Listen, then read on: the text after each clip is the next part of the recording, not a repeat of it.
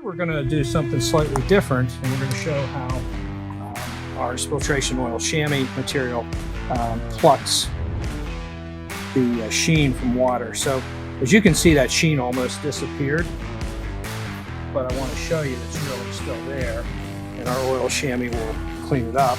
So I'm just going to take that across the surface, and you can see how it plucked the oil off the surface. I'm going to take it back across one more time just to make sure I got it all, which I did. Now I'm going to add a few drops to make it a little more dramatic, so you can actually see the drops. And I'm going to take that Shammy, the clean side of it, and I'm going to take 30 seconds. I'm going to just drop it down on top for a couple seconds, and there you can see how I took that off. And we'll see if there's any sheen left by dragging the clean surface through. You can see it's still picked up a little bit of the sheen that was left on top. We'll turn it again and just see if maybe there's a little bit more sheen.